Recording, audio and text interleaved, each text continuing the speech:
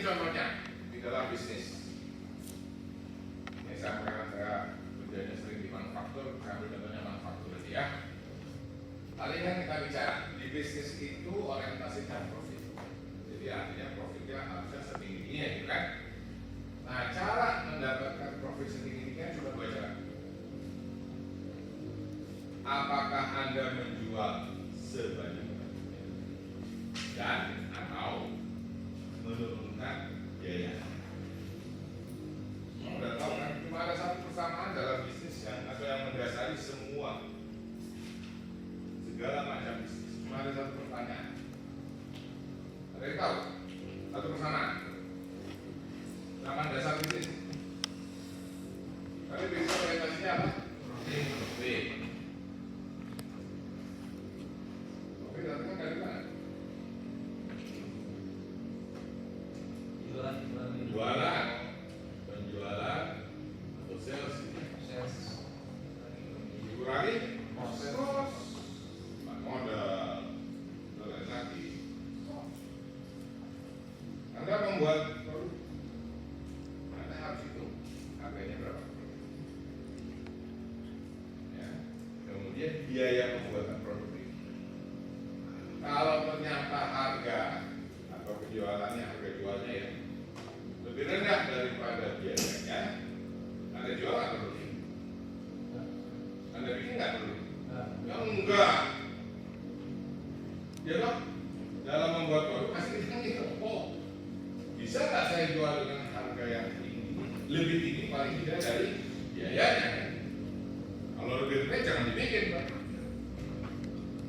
Gitu ya. Jadi bisnis apapun awalnya pasti dari profit adalah sales kurang. Cuma nanti kosnya banyak, macam-macam. Salesnya kalau sales di oke lah harga akan kasih diskon segala macam. Tapi semuanya masuk ke. Jadi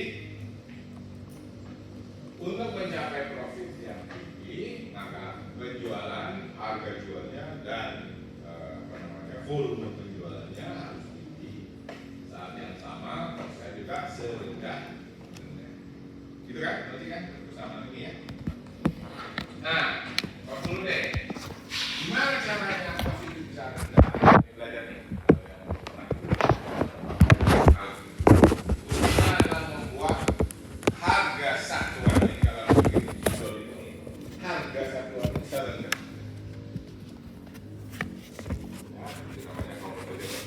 Harga satuan itu membuat jual merek Snoman atau merek lain atau merek Acer atau apalah itu siapa yang membuatnya atau dia yang membuatnya lebih ya jadi harga per unit produknya itu lebih. Nah, gimana caranya mendapatkan harga lebih rendahnya kalau di pabrik kalau di produksi? Caranya adalah sekali produksi itu banyak. Sebanyak waktu produksi. Satu hari bisa produksi 100, pabrik lain bisa produksi 200, ya yang mana yang 200? Kenapa? Kenapa kalau produksi sebanyak-banyaknya biayanya turun? Belajar nggak soal analisis biaya? Belum dapat. Masalah ini kuliahnya apa aja sih? Nih, KB itu apa lagi? Analisa bisnis, pasti belajar di situ. Belum apa ya? Biaya, itu ada dua macam. Ada yang namanya fix, biaya tetap. Ada yang namanya biaya yang berubah. Maksudnya berubah terhadap apa? Terhadap volume produksi. Hubungannya dengan volume produksi. Ya. Contohnya gini deh. Bisnis angkot lah, di Bogor kan banyak angkot ya. Dari bisnis angkot. Bensin itu biaya bensin. Kenapa harus ada bensinnya? Biaya bensin itu angkot variabel atau fix? Variabel atau fix? Fix. Ayo. Fix. Isi bensin Mau rutenya ke Lewiliang sana atau rutenya ke Baranang Siang sama? Beda tuh. Ya, muatan mobilnya 1 orang sama muatan mobilnya 10 orang sama? Sama. Sama. Belum tentu beda gimana pun. Lebih berat pasti kan namanya energi gesekan yang hilang di jalan lebih besar, jadinya pasti lebih banyak, lebih boros kan. Ya, jadi kalau udah berubah berdasarkan entah itu kuantitas atau berdasarkan jarak, itu berarti biaya variabel bensin itu berat. Seorang supir angkot kalau dia jam 6 pagi keluar isi bensin, dia selesai jam 8 dia pulang, sama supir angkot yang rajin jam 6 pagi sampai jam 6 sore bensinnya banyak banget. Dia yang sampai sore dong pasti pakai bensin. Jelas ya, itu adalah biaya variabel. Oke? Nah, sekarang beli mobil juga biaya, ada biayanya. Biaya apa kira-kira kalau beli mobil? Apa? Jenisnya apa? Kalau beli mobil nih, beli mobil kira-kira itu berapa? 2 juta lah, misalkan ya, beli mobil 2 juta. Gimana cara ngitung biaya mobil ya? Disusukan. Ekonomi tahu. Namanya penyusutan atau depresiasi. Depresiasi itu gampangnya gini. 200 juta beli mobil dianggap umurnya 10 tahun, berarti per tahunnya 200 juta bagi 10 juta. Ya. Sekarang bayangkan supir angkot yang cuma nyupir jam 6 sampai jam 8 pagi dibandingkan yang tadi jam 6 pagi sampai jam 6 sore, sama nggak biaya penyusutannya? Sama, untungnya sama. Jelas ya? Nah, itu berarti depresiasi adalah biaya tetap fix. Gitu ya? Nah, jadi saya belum ngajarin cost accounting, tapi artinya apa? Ada kalau mau tadi kan throughput sebanyak-banyaknya, hasil produksi sebanyak-banyaknya, maka biaya tetap ini, biaya tetap kan nanti dibagi dengan kuantitas kan? Dibagi dengan kuantitinya, dia akan turun. Kalau variabel nggak berubah. Ya, kalau fixnya turun kan secara keseluruhan biaya turun. Oke. Ya, jadi karena ada biaya tetap, makanya throughput harus setinggi. Nah, throughput setinggi-tingginya saat yang sama utilisasi setinggi-tingginya. Utilisasi itu adalah jam yang dipakai untuk mesin itu bekerja atau konteks produksi. Berarti kan mesinnya kerja terus, berarti tadi depresiasinya akan dengan sendirinya per unit produksinya atau unit produknya dia akan turun. Industri angkot itu sama dengan industri pesawat. Sama-sama transportasi kan. Nah, industri transportasi itu biaya terbesar. Anda yang ingat ya kalau nanti masuk ke bisnis transportasi. Biaya terbesar di bisnis transportasi itu adalah ya mesinnya itu. Ya, pesawat. Ya pesawatnya, biaya pesawatnya itu yang mahal. Kalau gaji pilotnya walaupun gaji pilot tinggi dan itu kecil relatif dibandingkan dengan biaya pesawat. Ya, pesawat itu kan sekali bikin itu triliunan. Ya, jadi pesawat itu, airline itu kalau dia mau profit, maka pesawatnya nggak boleh ada di mana. Harus terbang terus. Makanya airline yang paling profitable biasanya nggak lama-lama tuh. Dia taxing sebentar, ngangkat nurunin penumpang, angkut lagi pulang baru berangkat. Nanti landing di mana, ntar berangkat. Terus aja gitu. Ya, karena membuat pesawatnya selalu terisi dan produktif kan, berarti jalan terus. Angkot juga sama tadi. Makanya kenapa angkot itu satu angkot supirnya bisa 3 supaya jalan terus. Karena itu biaya yang mahal adalah biaya mobil. Tadi 20 juta. Tahu kalau 200 juta ya, kalau 200 juta mungkin 300 juta, ya 2 juta lah, 20 juta setahun. Sebulan 2 juta, 10 juta. Jelas ya? Semuanya ya. Jadi kira-kira gitu ya. Makanya utilizasi harus di saat yang sama inventory itu apa?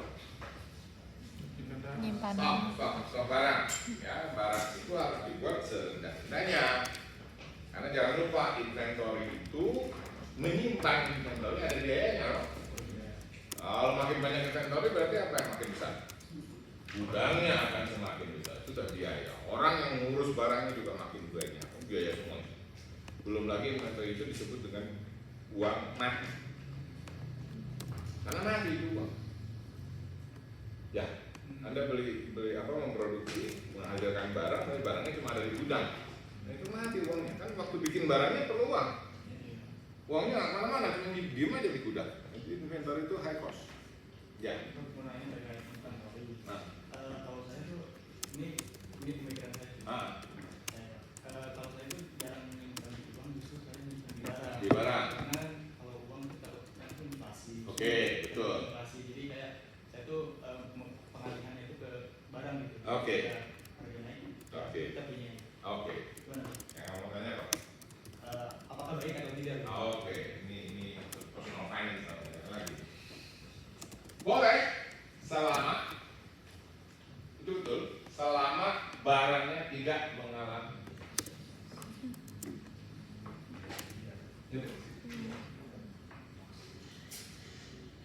Rumah terdepresiasi kan? Rumah. Rumah selalu ada, kalau Anda beli rumahnya, Anda beli dua hal. Bangunannya, bangunannya depresiasi kan? Iya. Tanahnya apresiasi kan, tanah kan orang makin banyak kan, tanah makin langka kan, apresiasi. Nah, jadi biasanya timbang-timbang apresiasinya masih menang. Jadi membeli aset rumah itu umumnya terapresiasi. Walaupun rumahnya terdepresiasi. Ya, tapi kan kalau Anda renovasi atau bukan renovasi ya, perbaikan, maintenance itu ya rumahnya terjaga lah.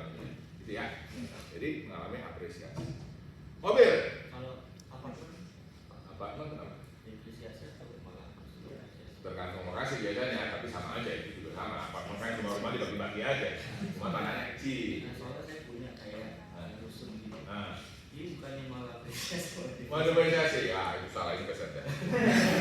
ya, tapi secara umum properti, apartemen kan properti ya, itu mengalami apresiasi secara umum karena harga tanahnya naik. Ya, properti secara umum. Ya, tapi ada juga banyak juga properti yang akhirnya memang terdepresiasi. Ya, jadi itu properti rumah. Kalau mobil, depresiasi udah jelas. Nggak ada nilai mobil yang naik. Makin lama mobilnya makin mesinnya makin tua, sepatnya makin mahal gitu kan. Apa? Mobil antik, oh lah antik. Itu boleh, kalau mobil antik boleh. Itu ada nilai sentimen. Boleh, tapi secara umum lah. Mobil itu depresiasi. Jadi kalau Anda tadi bicara soal menyimpan uang atau menyimpan barang, yang Anda pilih mana? Rumah atau rumah? Karena apresiasi yang tadi prinsip. Ya, menyimpan barang boleh selama mengalami apresiasi. Apalagi contoh barang yang terapresiasi. Logam mulia, jelas. Ya, nyimpan emas itu Anda lihat ya grafiknya, gampang googling sebentar lihat tuh ada harga emas. Oh, ya kadang-kadang dia naik turun tapi menuju masuk. Barang-barang langka, ya makanya tadi mobil nanti karena langka, apresiasi. Ya, apresiasi. jelas ya, bedanya ya. Jadi hati-hati. Bukan salah itu nyimpan uang, kalau nyimpan uang itu cash. Kalau di ilmu ekonomi atau di ilmu perusahaan, financial perusahaan, cash itu adalah aset yang paling liquid. Karena dengan cash Anda bisa melakukan apa saja. Kalau Anda punya barang, punya rumah sekalipun yang nilainya apresiasi, waktu mau perlu uangnya kan perlu jual dulu rumahnya kan, susah kan jual, tukar lah. Saya pengen rumah sama mobil saya tukar, ini ambil rumah saya ambil mobil, nggak bisa. Sudah bukan zaman itu sekarang. Ya, jadi cash itu sifatnya liquid. Kalau sekali lagi dibandingkan dengan inventory, kalau inventory kan barang di gudang, sediaan ya, stok barang di gudang, sama cash, mending pegang mana? Cash, mending cash. Paling tidak nggak diapa-apain pun kalau punya cash taruh di bank masih ada interest. Paling tidak menghasilkan. Tapi kalau stok di gudang, kalau barangnya nggak rusak, kalau rusak makin turun. Jadi lihat konsepnya ya. Jadi inventory harus rendah saja. Nah caranya satu unit produksi kalau mau turunnya tinggi, efisiensi tinggi, rendah, bikinnya jangan banyak-banyak. Jenis yang dibuat jangan banyak. Tapi kalau bikin produksi satu aja misalkan, bikin satu jenis barang, misalkan spidol ini, cuma ukurannya cuma ini, nggak ada yang besar, nggak ada yang kecil, cuma ini aja satu, warnanya juga satu, hitam, wah itu pasti murah. Baik, kalau bikinnya banyak macam-macam, warnanya ada 10, ukurannya ada 5, wah itu pasti ya jadi. Terus itu kalau melihat dari sisi cost. Pak, saya mau. Ya silakan. Itu kan untuk industri manufaktur. Ya. Kalau untuk kayak itu F&B. harus satu produk. Sama aja, ini bayangin kalau kamu jualan kopi saja, kopi panas satu cangkir, ya itu kopi panas, nggak ada ukuran gelas yang lain, nggak ada jenis kopi yang lain. Karena kopi manis, gula, kopi itu ya. Kira-kira murah mana sama kopi yang macam-macam, ada latte, ada kopi, murah mana gitu? Pasti yang segitu. Ya nggak perlu orang banyak, orang nggak usah dilatih macam-macam, mesinnya nggak komplit, nggak usah komplit, pokoknya kopi tutup, ya udah pasti kayak gitu. Pertanyaannya, dateng nggak itu orang ke kafe Anda? Kalau cuma jual gitu kan gitu jadinya. Ya, jadi nah itu lawannya. Kalau bicara high sales, kalau kita jelas saya, kita bicara soal service, high customer service. Kalau sales Anda mau naik, ya service Anda harus lebih baik. Yang itu dasarnya. Nah, gimana caranya customer service bisa tinggi? Pertama, restoran harus cepat. Di luar produknya macam-macam kan gitu. Orang kan bermacam-macam kan manusia itu kan. Pilihannya banyak kan. Saya mau ini, saya mau kopi yang baik, saya mau kopi yang ada susunya, saya mau kopi yang pakai palm sugar, macam-macam. Gak bisa Anda buat seragam. Ya, kalau Anda buat seragam tadi cuma bikin kopi tubruk pakai gula, ya cuma yang suka itu aja. Yang nggak suka ya nggak ada warung nanti. Itu ya, logikanya. Makanya produknya harus macam-macam. Nah caranya gimana? Supaya fast respon, hilirisasinya harus rendah. Supaya kalau dia ganti-ganti cepat. Ya kalau hilirisasi mesinnya udah tinggi, suruh ganti kan baik, jadi hilirisasinya harus rendah. Airline yang mau servisnya cepat, dia harus standby pesawatnya. Oh ada yang ini misalkan Jakarta ke Singapura, Singapura selalu penuh. Jakarta ke Bangkok itu jarang-jarang. Terus ada yang mau Jakarta ke Manila misalnya, semua udah kepake semua. Ya nggak bisa dia punya sektor. Maka dia harus kalau mau dipenuhi sektor harus ada pesawat yang standby. Berarti utilisasinya harus rendah. Jelas? Inventornya harus tinggi. Kenapa nih inventor harus tinggi? Ya tadi, kalau inventornya rendah, ya produknya inventornya rendah, begitu ada yang minta lebih, nggak ada barang. Ya, jadi inventornya harus tinggi supaya setiap saat kan servis, setiap saat orang itu ada. Terakhir, variability-nya juga nanti jelas ya. Kalau produknya banyak, berarti variability-nya harus banyak. Lihat, tujuannya sama, mencapai high profitability. Tapi ternyata Anda lihat yang saya warnai. Caranya confusing. Trade off. Ya. Jadi bagi mereka yang mau ke dunia bisnis, selamat datang di dunia yang confusing.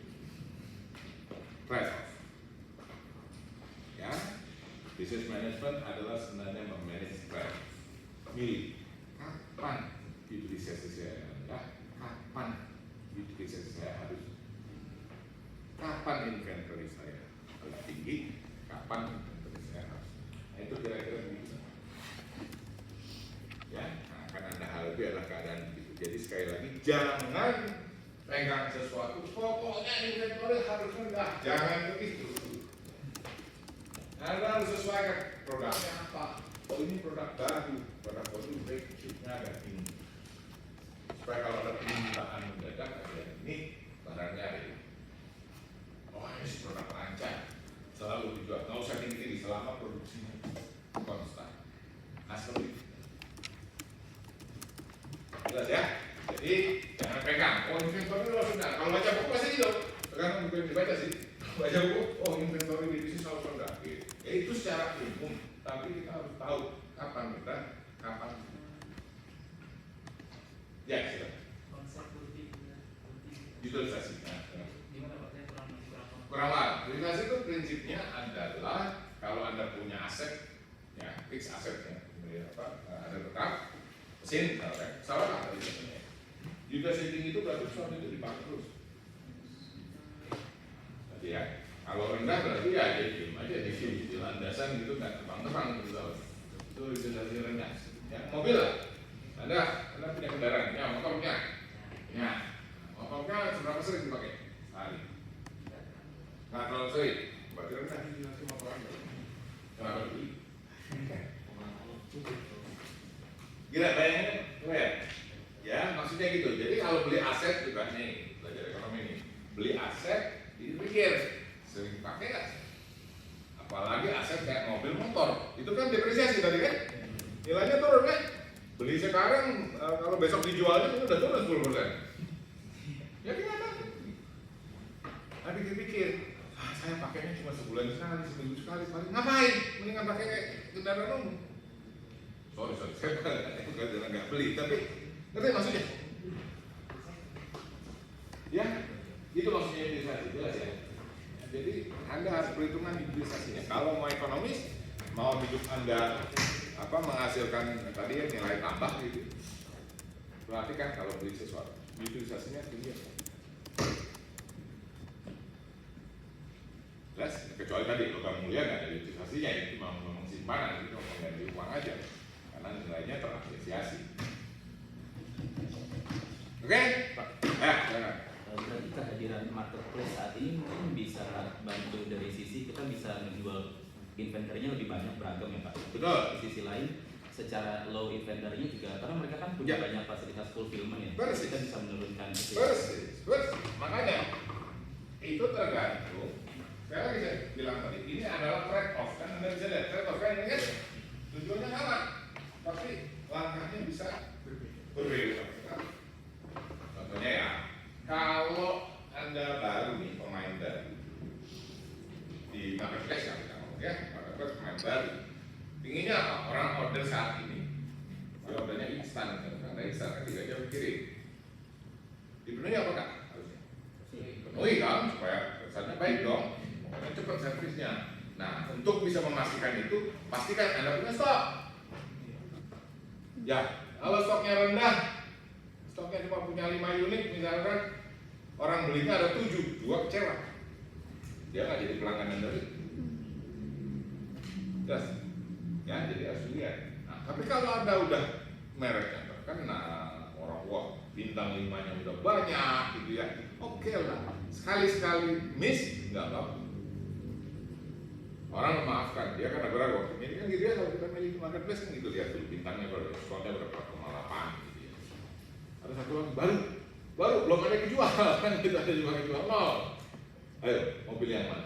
Ya udah, laku dong yang jumlahnya udah banyak kan gitu kan. Oke, miss ini kita oke lah, nggak apa-apa lah sekali miss, 2 kali miss kalau. Ya kalau keseringan juga hilang juga gitu pelanggannya. Ya sih maksudnya. Nah itu betul-betul situasi dan kondisi di mana Anda harus mengambil keputusan pada saat itu akan menentukan pilihan Anda. Jadi jangan berpikir bahwa saya selalu harus variability produk saya sebanyak ini. Jangan ini. Ya semuanya adalah relatif, semuanya tergantung. Nah karena sifat bisnis seperti ini memanage trade off, makanya mengambil keputusan dengan multi kriteria menjadi sesuatu yang kritikal. Kalau salah, ya trade offnya ya.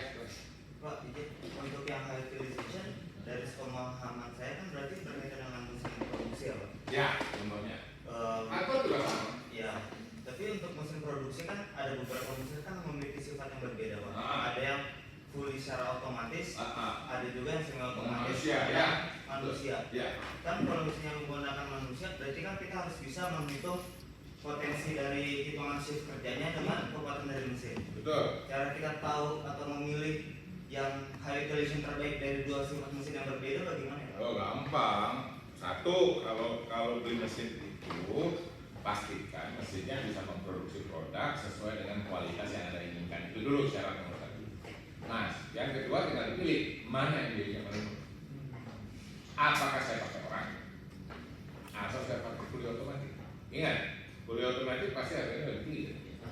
Manual pasti murah kan? Nah, tinggal dibandingkan. Saya pakai orang, saya gaji orang sekian, oke, per bulan cost saya sekian. Otomatis saya cuma perlu pasti kena depresiasi kan? Karena tinggi ininya, nggak pakai orang, oke, tapi depresiasinya tinggi, kemudian ada maintenance.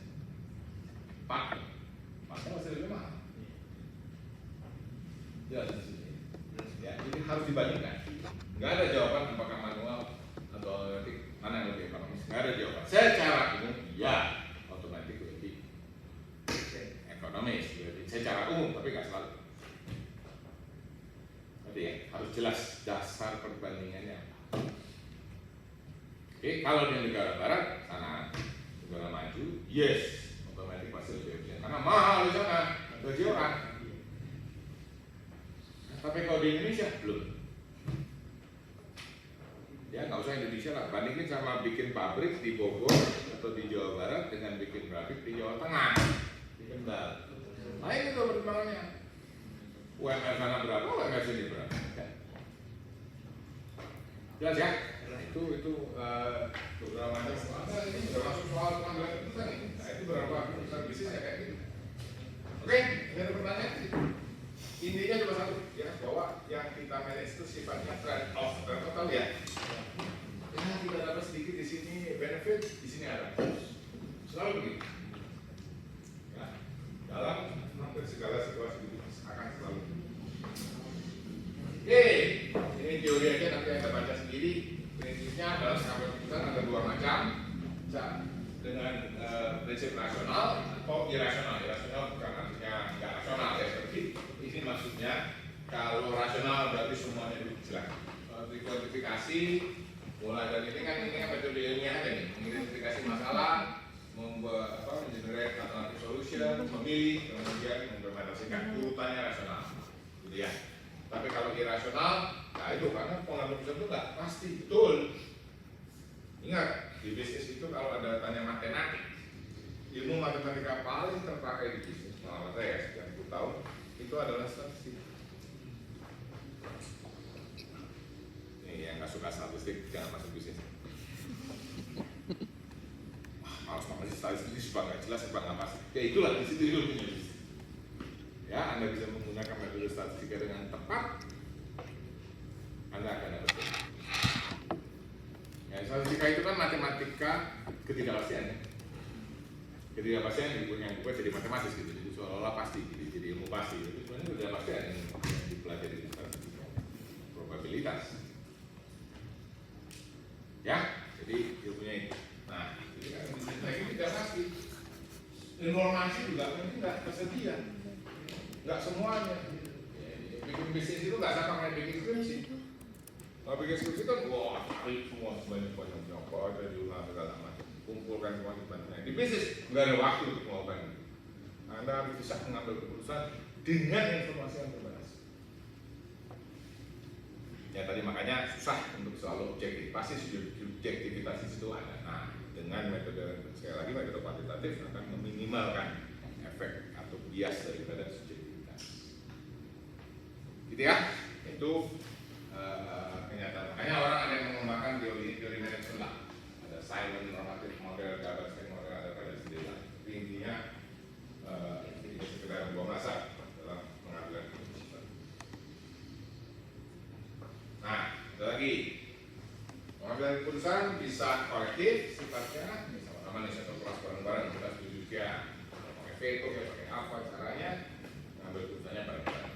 Ada keuntungannya, tapi ada juga disadvantage ya antara pengambilan keputusan grup maupun individu. Satu orang yang mengambil keputusan dengan beberapa orang, ya. Gampangnya, kira-kira apa kelebihannya kalau beberapa orang? Kelebihannya apa? Antara satu orang dengan beberapa orang.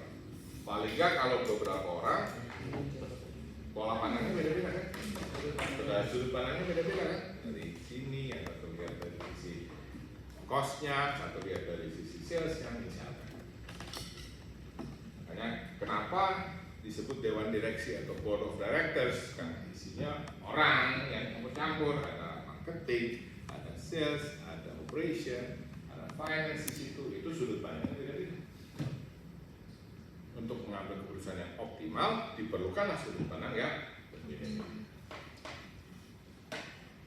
Ya, kalau satu orang bisa optimal, tapi ya seringkali nggak optimal. Karena dimanapun kita kan cuma lihatnya berdasarkan pengalaman hidup kita, berdasarkan apa yang kita pelajari. Orang lain kan lain pengalaman, lain spesialisasi. Nah itu, ya biasakan menyarankan kalau dia ada di bisnis, ada di usaha, usahakan sebisa mungkin group decision-nya. Jangan Anda ambil keputusan sendiri. Bukan karena nggak bisa existing, tapi karena Anda selalu memerlukan pandangan dari berbagai sisi. Ya kalau terus akhirnya Anda yang ketok palu, ada yang decision karena Anda pemimpinnya ya nggak apa-apa. Tapi Anda sudah cukup mendapatkan informasi untuk pengambilan keputusan. Gitu ya. Oke.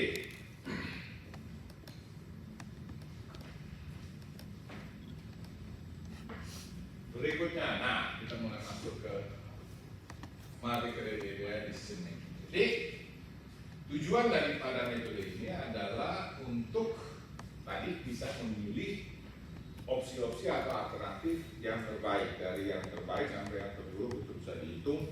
Nanti itu oh ini yang paling bagus, ini yang paling jelek. Nah, itu tujuan metode ini, ya. Kalau kriterianya cuma satu, nggak usah mikir.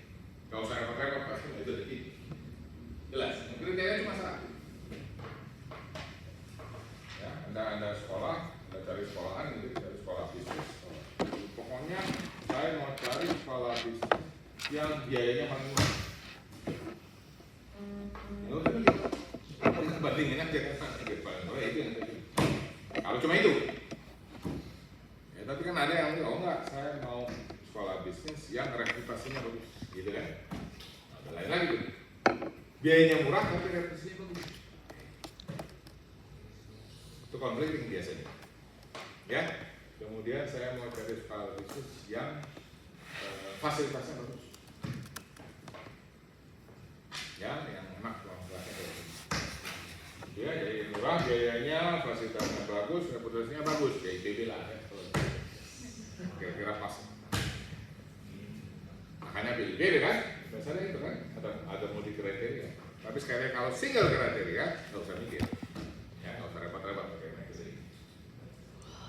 Rasional non rasional, nah tadi yang non rasional tadi atau orang saya bilang itu pengambilan keputusan yang intuitif berdasarkan experience, berdasarkan intuisinya dalam ini. Nah itu dengan beberapa metode, nggak semua, tapi dengan beberapa metode itu terwakili. Jadi nanti 2 minggu lagi kita akan belajar soal AHP. Nah, kita akan lebih proses itu setidaknya yang intuisi pun yang sifatnya non rasional itu akan diperhitungkan di sini kira-kira. Ya. Nah strukturnya seperti ini.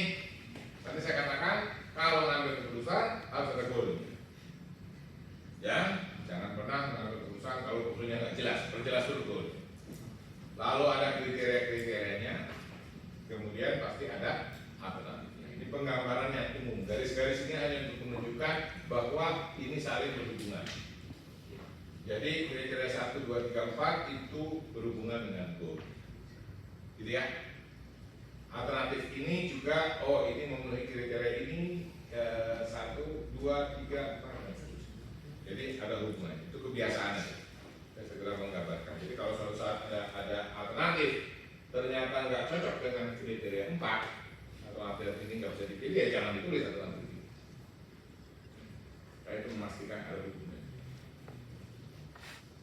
Misalkan beli handphone gitu ya, beli handphone kriterianya macam-macam. Ini alternatifnya apa? iPhone, alternatifnya apa? Misalkan Samsung gitu ya. Sini Toyota. Nggak nyambung. Harganya ada, tapi kriteria handphone lainnya nggak ada di Toyota ini. Das, ya itu maksudnya garis-garis itu maksudnya itu aja.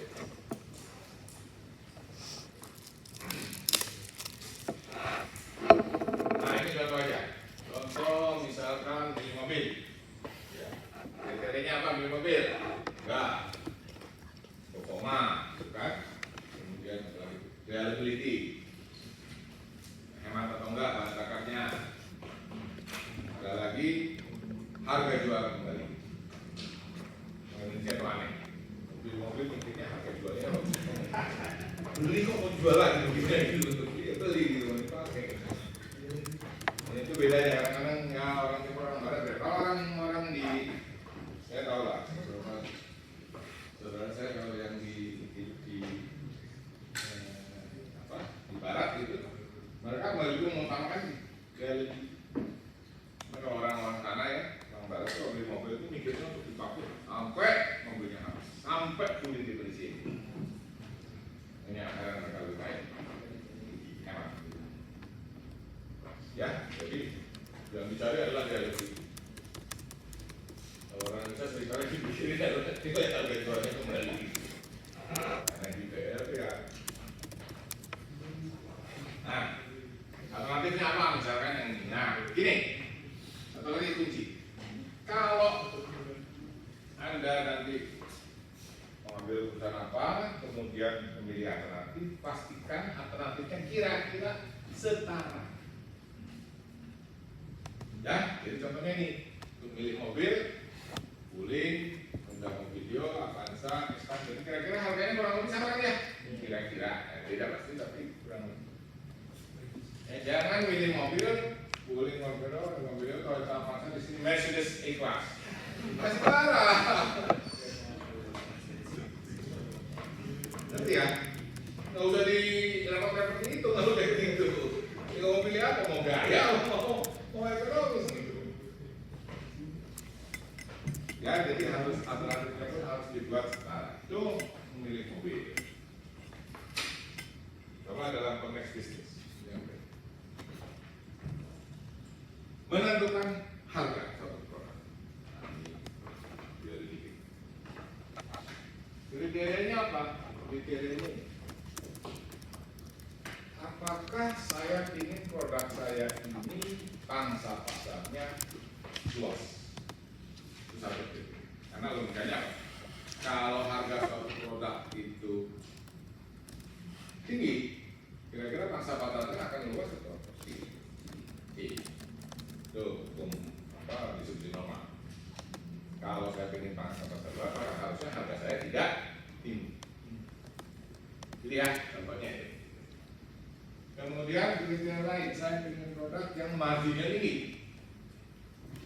Margin tahu ya? Dari ini margin.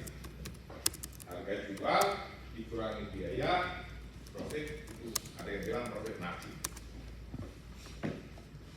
Ya, jadi itu margin. Kemudian potensial upgrade itu maksudnya saya jual sekarang dengan harga bahkan 1 juta, kira-kira saya bisa naikkan lagi kan nih nantinya begitu pelanggannya sudah banyak. Itu namanya gitu, potensial upgrade. Dia kan juga mempertimbangkan berdasarkan cost saja. Karena saya bikin biayanya 1.000 per unit, maka saya harus jual, saya harus dapat untung 200 perak. Berarti saya harus jual 1.200. Dia patokannya mahal, supply cost. Kalau bikin produknya 2.000, saya harus minus 10%. Berarti saya harus jual 2.200. Misalnya. Ya, jadi hanya berdasarkan supply cost. Terakhir, customer ROI, susah. Biasanya kalau perusahaan besar bikin produk, gitu ya, biasanya kan nggak dijual langsung ya, karena kan nggak pernah beli mobil dari Toyota kan nggak pernah mobilnya pasti di dealer. Nah, dealer itu berarti customer-nya Toyota, ya atau Honda lah, Honda motor, atau Honda itu nggak bisa beli langsung dari pabrik Honda, kan belinya dari dealer Honda. Jadi dealer itu adalah customer-nya pabrik Honda. Jelas ya? Ada dua, di situ ada dua, ada customer, ada consumer.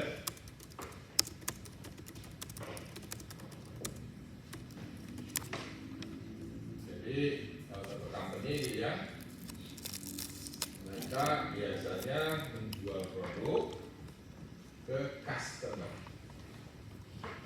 dari customer baru dijual ke consumer. Nah, bedanya ya, dalam bahasa Indonesia susah karena ini pelanggan ya, tapi kalau Inggris lebih gampang. Customer itu yang langsung deal dengan company-nya, perusahaan yang membuat produk. Consumer yang memakainya, pemakai akhir. Bedanya. Nah, ada perusahaan atau kita bisa juga membuat pertimbangan dalam mengeluarkan harga ya, harga produk itu berbasis berapa kira-kira keuntungannya sih customer, ROI itu return on investment. Untungannya berapa customer-nya? Apakah saya kasih untung besar atau saya kasih untung kecil? Logikanya supaya customer-nya senang jualnya, customer-nya nanti jual lagi. Ya, supaya dia aktif menjualnya, ini untungnya besar atau kecil? Besar. Nah, kalau ini untungnya pengen besar, company-nya harus kasih harga jangan tinggi. Ya nanti dia jualnya susah kan? Itu maksudnya. Ya, itu contohnya pertimbangan customer ROI. Ya. Nah, ini ada 5 nih kriteria. Caranya gimana? Alternatifnya ada 3. Pricing strategi. Ya. Apakah skimming pricing? Skimming pricing itu artinya jual awalnya tinggi, nanti kemudian di diskon. Sering tuh, ya, supaya kelihatannya kan orang Indonesia senang merasa untung gitu ya. Berapa ini diskonnya gede gitu, padahal udah dihitung itu. Ya jangan mau dibohongin. Ya, itu harganya tinggi gitu kan, price listnya tinggi, dicoret, price list sudah tulis bawahnya, wah kesannya diskonnya gede, saya beli. Nah, itu jangan percaya di skimming pricing. Ya itu skimming pricing. Atau penetration pricing. Penetration pricing itu harganya murah dulu. Nanti kalau udah banyak pemakainya, ya. Itu penetration pricing. Penetrate market. Dalam orang Cina itu biasanya begitu tuh sekarang. Lihat mobil-mobil Cina. Mau jualnya murah. Nah untung itu, tapi sengaja mereka mau banjiri dulu. Nanti baru kalau mobil Jepang juga dulu gitu, tahun 70-an tuh Toyota itu murah sekali ya, nah gitu udah banyak nih, sekarang dikenal. Nah, itu penetration price ya, cara-cara biasanya negara-negara Asia lah kebanyakan kalau bisnis begitu, penetration price itu ambil begitu di awal, ambil di belakangan. Kalau barat sebaliknya, dia langsung tinggi dulu skimming harganya dia pasang tinggi.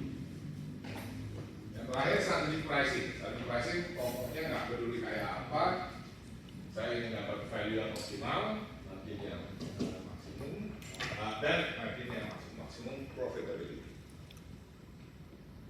Ya itu contohnya barang-barang luxury.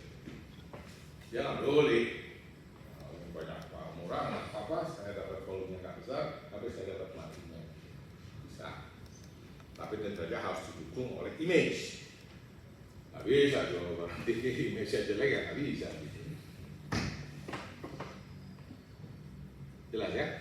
Itu beberapa alternatif. Nah ini contohnya, ini situasi di mana kriterianya ada 5, alternatifnya ada 3. Pilih yang mana? Nanti set sama-sama.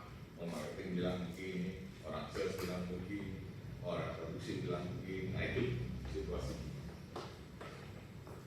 Ya nanti akhirnya dipilih. Oke, kita pakai price. Itu contohnya aplikasi dalam dunia. Oke. Nah, ini adalah algoritma dasar, prosedur dasar dari multi kriteria di situ. Apapun metodenya kita pasti melalui atau Anda pasti melalui tahapan. Jadi yang pertama tadi saya katakan, set the goal.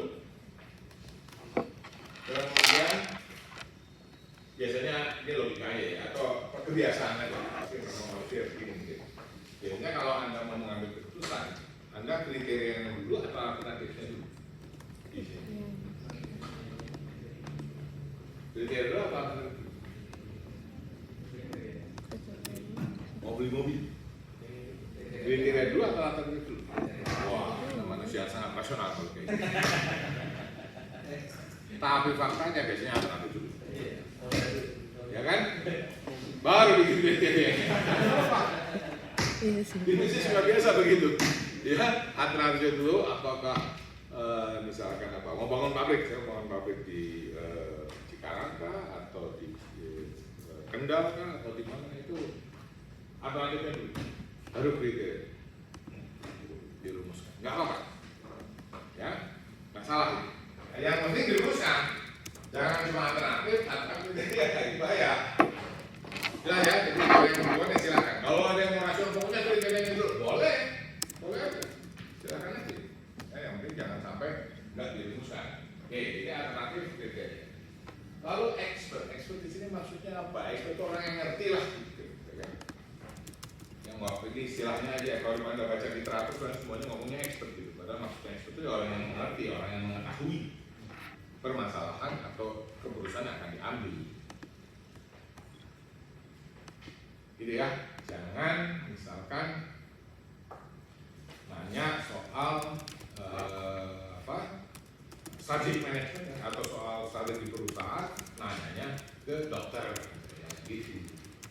Bukan berarti dokter nggak bisa belajar ya, tapi kalau dokter ya keahliannya beda. Ya, ngomong soal pengambilan keputusan dalam konteks tadi apa, misalkan bisnis kafe gitu, bisnis restoran, nanyanya ke mobil motor gitu ya, jangan begitu. Ya, jadi pastikan yang terlibat dalam pengambilan keputusan itu atau yang nanti melakukan assessment itu orang yang memang tahu bidang, tahu tentang. Ya. Lalu apa? Setelah ini tersedia, maka kemudian expert atau orang-orang yang tahu tadi melakukan evaluasi. Caranya gimana? Kalau nanti Anda pakai dalam riset, Anda riset, kalau kan ya, ada tiga ya, sebenarnya ya. Anda riset, Anda penelitian, caranya bisa pakai survei, bisa pakai kuesioner, sekarang pakai Google Form, ya, itu caranya ya untuk mengambil datanya. Evaluasi daripada expert. Nah, setelah evaluasinya terkumpul, data-datanya terkumpul, barulah ditentukan yang namanya bobot kriteria. Ya, jadi sangat jarang satu situasi pengambilan keputusan di mana bobotnya sama semua. Ya, misalkan ada lima tadi memilih mobil gitu, harga dan performance ini, nah itu jarang bobotnya sama. Anda juga gitu, nanti kalau bikin penelitian kebetulan situasinya multi kriteria, ya bobotnya seharusnya nggak sama. Kalau sama berarti anak mikir. Nah, contohnya bagi 5, 20% semua, anak mikir namanya. Ya, karena kembali lagi semuanya harus dihubungkan dengan goalnya tadi kan. Goalnya apa yang penting? Gitu ya. Membeli mobil itu goal, tapi Anda membeli mobil yang ekonomis. Nah, itu lagi. Goalnya itu mobil yang ekonomis, berarti pasti bobot harga akan lebih besar daripada bobot performance. Lihat ya, oke. Itu ada caranya juga dalam menentukan bobot, nanti kita discuss. Nah, setelah bobotnya jelas dari kriteria ini, kemudian baru dihitung. Hitungnya berdasarkan metode pengambilan keputusan secara makro. Metodenya apa? Banyak banget. Ya, kalau ini satu semester juga nggak selesai belajar semua. Banyak banget. Tapi kita sudah berikan metode, ada yang sederhana seperti CPI, comparative probability test, ada yang agak kompleks seperti TOPSIS atau AHP yang kita pelajari soal sebelah. Itu hanya metode semua. Prinsipnya sama, algoritmanya sama. Cara menghitungnya saja. Dan ya pilih yang mana nanti kalau nanti penelitian, pilih yang mana metodenya Pak yang disukai dosen pembimbingnya, itu aja. Bener juga. Iya dong, kalau metodenya nggak suka ya susah gitu kan. Berdahannya itu aja. Ya karena prinsipnya semuanya sebenarnya sama, ada plus minus lah, tapi bisa dipilih dari metode yang sahih, yang sahih, valid ya, secara akademik. Nah setelah dihitung maka hasilnya kriteria mana mulai dari paling penting sampai tidak penting, alternatif mana yang paling dipilih sampai paling tidak dipilih. Hasilnya itu lagi. Ya, kalau udah ngomong ranking pasti ujung-ujungnya angka kan, keluarnya kan, angkanya mana yang paling besar sampai paling kecil. Itu kuantitatif. Ya, dah, kalau ambil kesimpulan selesai. Jadi apapun metode yang Anda pakai nanti dalam pengambilan keputusan secara multi kriteria, algoritmanya akan selalu langkah-langkahnya akan selalu jangan sampai kelewat. Ada pertanyaan? Belum kebayang kalau belum ada contoh kan? Nah, syaratnya ini dalam mendefinisikan kriteria, pastikan semua kriteria yang penting masuk. Jangan sampai ada kriteria penting tertinggal. Hati-hati. Ya, kalau nanti Anda di bisnis, Anda mungkin mengambil keputusan itu, pastikan ini semuanya udah masuk belum kriteria. Biayanya, marginnya, resikonya, nah ini juga banyak orang lupa. Mengambil keputusan semua dihitung benefitnya aja yang gitu, tapi resikonya lupa. Ya, menentukan harga barang juga ada risikonya. Oh, risikonya. Kalau dia terlalu mahal, tadi inventory-nya mati. Anda cuma bikin barang jadi stok. Nah, kalau terlalu murah, rugi. Marginnya nggak dapat profit. Jadi selalu ada risiko. Ya, kalau murah dibeli orang banyak, oke lah. Kalau tidak ada kesempatan nanti harganya dinaikkan. Kalau mau belinya banyak. Kalau murah nggak ada yang beli, ya udah tutup aja itu. Berarti barangnya gagal. Ya, gitu ya. Kemudian redundancy, nah ini lebih untuk efisiensi aja, efisiensi dalam perhitungan. Jadi kalau kriteria, beberapa kriteria seringkali tanpa kita sadari kriteria itu sebenarnya redundant. Dua kriteria sebenarnya ya kurang lebih sama loh. Ya tadi misalkan yang mesin antara mobil tadi ya, misalkan antara biaya pengoperasian dengan hemat bahan bakar atau tidak ini misalnya. Yang mobil itu kan biaya variabel terbesarnya pasti bahan bakar kan? Ya. Kalau dia kayak pakai salah satu aja bahan bakarnya aja. Nggak usah tadi biaya pengoperasian kriteria. Jelas ya? Jadi kriteria juga bisa redundant. Nggak usah banyak-banyak, makin banyak makin susah. Operationality maksudnya tadi ya, setiap alternatif yang dipilih tadi harus sesuai dengan atau menjawab kriteria yang dipilih. Jangan sampai alternatif tidak nyambung dengan kriteria. Atau sebaliknya, yang bikin kriteria nggak nyambung dengan goalnya. Gitu. Maksudnya operasional. Oke, itu beberapa syarat daripada memilih kriteria. Nah, baru masuk kualifikasi. Jadi di NCDM ini atau Multi-Criteria Decision Making, konsep ya matematika atau alat matematika yang dipakai cuma satu, matriks. Pasti kan matriks. Nah, ada yang belum pernah belajar matriks? Yang belum pernah berarti ijazah SMA-nya saya ragukan. Ini di SMA kan, kelas berapa dulu? 10 atau 11 gitu ya? 11. 11.